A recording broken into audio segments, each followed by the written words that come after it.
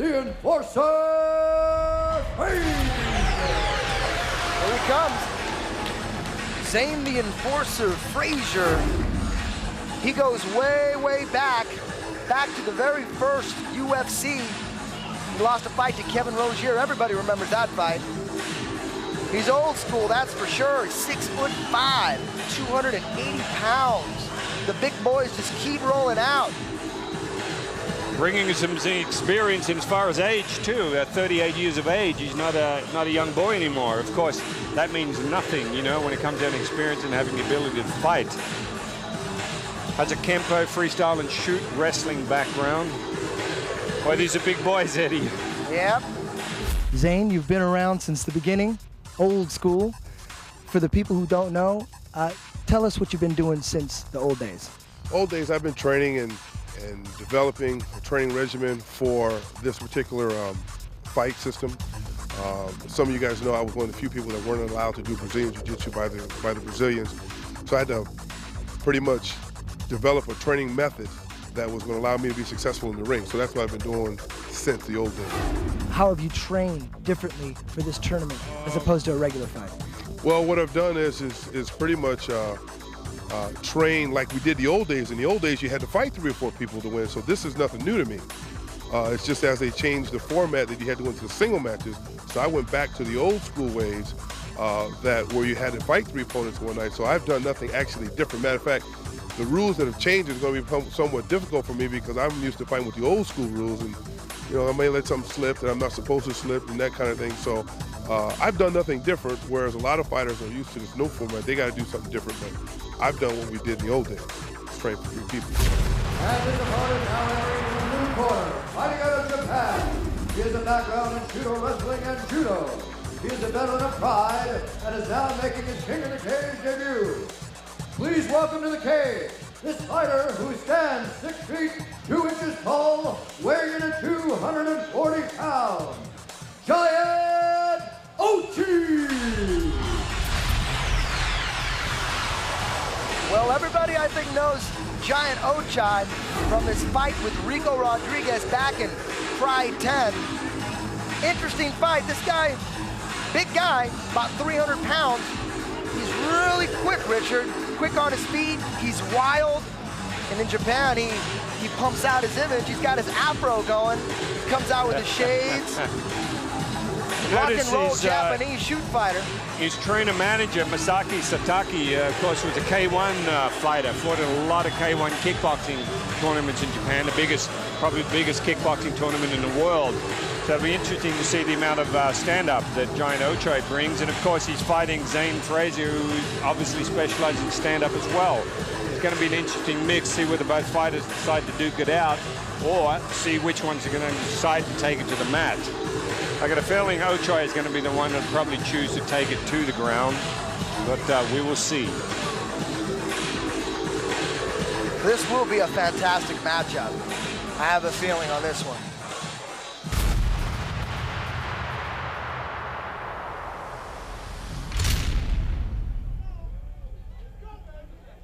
Here we go, round 1. Jaiant Ochi in the black trunks with a knee pad, and Zane Frazier in the black trunks without the knee pad.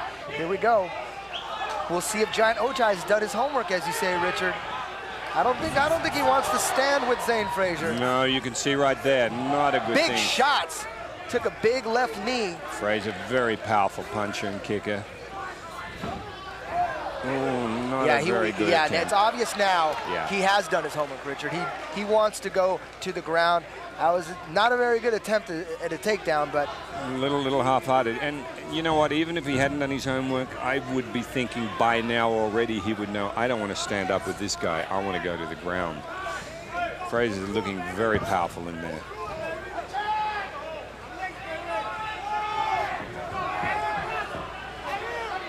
And Jaiant Ochi doesn't look that giant next to Zane Frazier. No, he looks small, doesn't he? Big bombs, just big missed. Right hand. Geez, just overpowering Ochi at the moment. This is where Ochi's got to go to the ground. Big That's the only uppercut. chance he's got. He's going to get punched out here. Even his defense against these punches. Whoop. Bit of a warning there for Frazier grabbing the hair of Ochi. And there's a lot to grab. Yeah, I didn't know Japanese had afros. That's amazing. Nice kick. Frazier just scoring points with kicks and with punches. If he lands that big right hand, which is just whistled past Ochai's head, I'm not sure it's going to last all that long. Oh, solid hits. Solid hits. Again, the stand-up by Ochai, considering, their uppercut just clipped him on the chin. Vicious uppercut. I don't see this going all that long here, Eddie. Yeah, I think Giant Ochai. I'm a little surprised with Ochai with his stand-up, as again with Satake, who's a very experienced stand-up fighter. I would have thought Ochai would have a little more skills, but I mean, Frazier's just picking his mark here. I think Giant Ochai's hurt here. I think that uppercut. Oh, that clipped him. It didn't get him solid, but that'll still ring your bell. It takes a little while to shake that off. This is why it's a good time to just hang on for a little while, let that head clear. Frazier obviously realizing the uppercuts are big bombs. Zane picking Giant Ochai apart. Just big bombs, knees and overhand rights. Yeah, that's the one thing about the Japanese. They don't tap early. They will go to the bitter end. One has to question the wisdom of that sometimes, I think. Yeah, you'd have to like rip the skin off their face for them to tap. They take it all. Ochai with a bit of blood around the mouth. Oh, another uppercut. Vicious uppercut.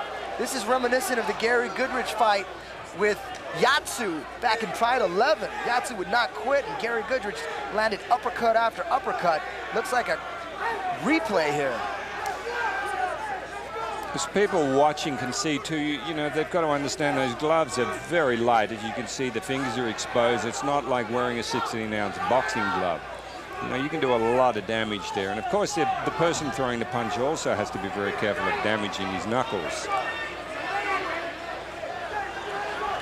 Frazier fighting a very smart fight too. Again, he's not going to blow his whole tank here on this first one.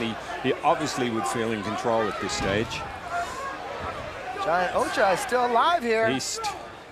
This is also the problem. You can be in control and start to sort of, you know, start to huff and puff a bit, and you get somebody who's got heart like Ochai, it can change, you know. In the end, you sort of think, wait a minute, this is not quite what I'd planned.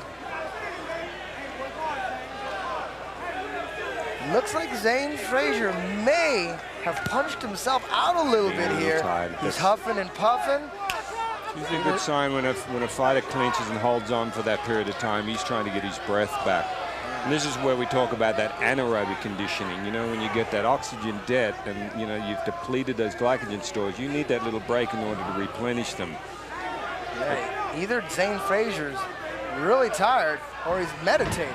Ochai attempting to take him down, ended up himself on his back. Ochai in a bad spot now. Zane Frazier inside control, dropping bombs, looking for the mount. Now Zane Frazier in the mount. Well, Giant Ochai wanted the fight to go down, but he didn't want it like this. He's on his back, he's being mounted.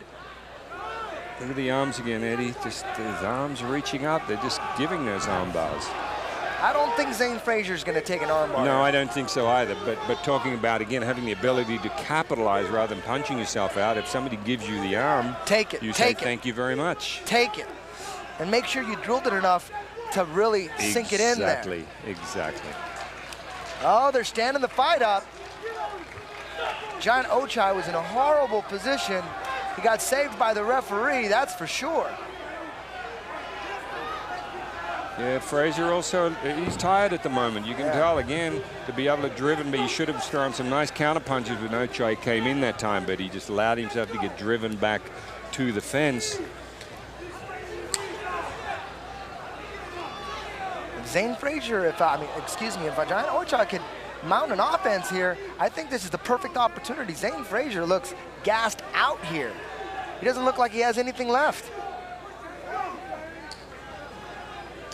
As we said, this is where the tide can change. You know, you can feel so in control. Suddenly the lungs and the heart start burning and the lactic acid builds up. You're not able to respond anymore. If that other fighter has been able to wear your sort of, you know, the punishment you give him, just like we're seeing, the tables turn. Ochai is the one now that's being the aggressor.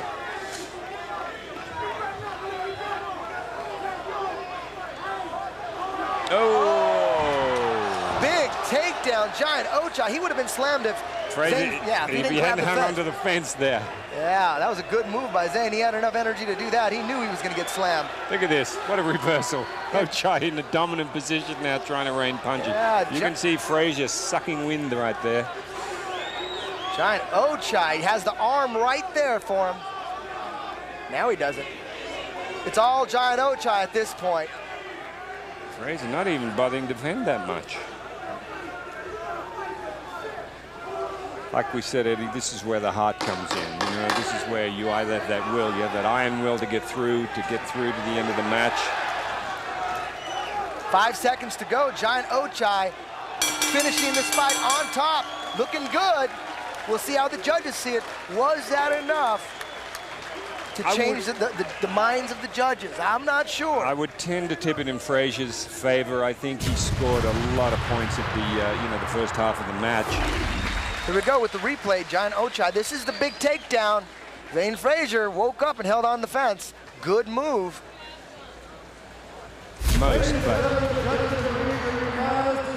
For the winner, enforcer, Zane Frazier. You're absolutely right, Richard. another good decision there. Yes. But will Zane Frazier continue? He looks done for the night, in my eyes.